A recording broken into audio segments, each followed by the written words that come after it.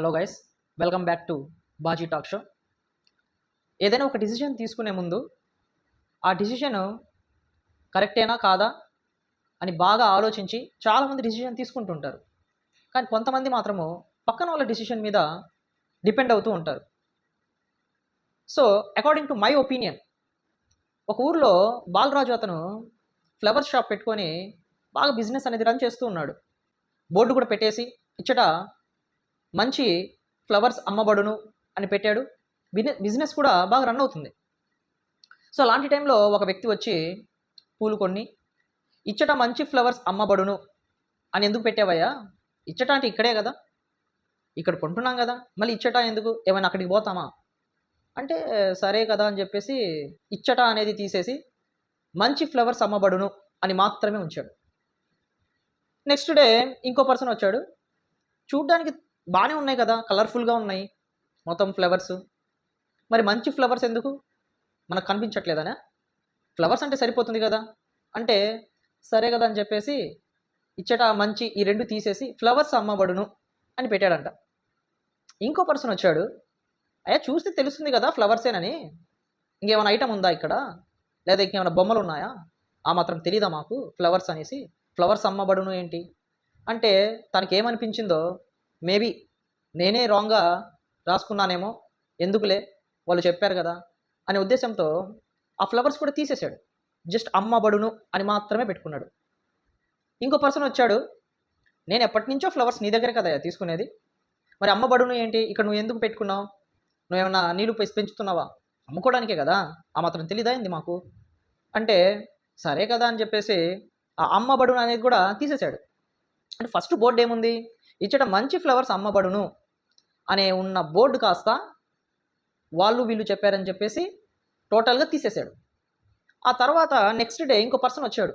వచ్చి ఇలా చూస్తే ఆ నర్సరీ మొత్తము, ఆ షాప్ మొత్తం కూడా బాగా కలర్ఫుల్గా కనిపిస్తుంది.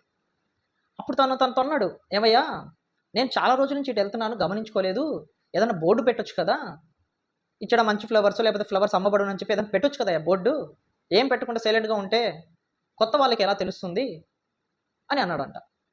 వెంటనే ఆ షాప్ కీపర్కి కోపం వచ్చి, ఏంటి నువ్వు కొంటె కొను లేకపోతే వెళ్ళిపో, అసలు ఒక్కొక్కడు వచ్చి ఒక్కొక్క మాట చెప్తా ఉంటాడు అని చెప్పేసి విసుక్కున్నాడు.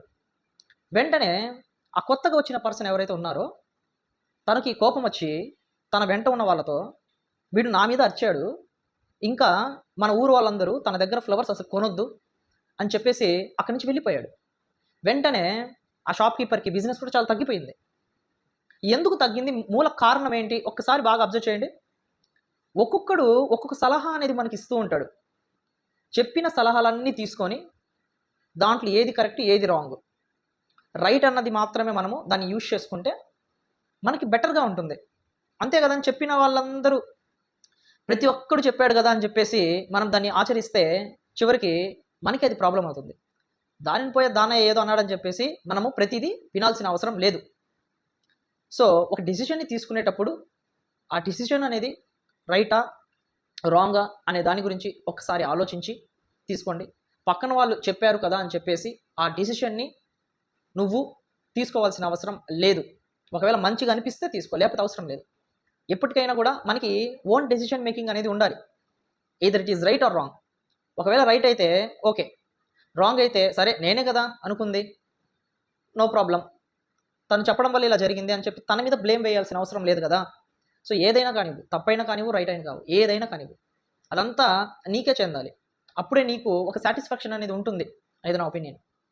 సో వీడియో నీకు నచ్చినట్లయితే, ఈ స్టోరీ నీకు ఎగ్జాంపుల్గా ఏదైనా అనిపిస్తే మాత్రం తప్పకుండా ఛానల్ని సబ్స్క్రైబ్ చేసుకోండి, వీడియోని లైక్ చేయండి.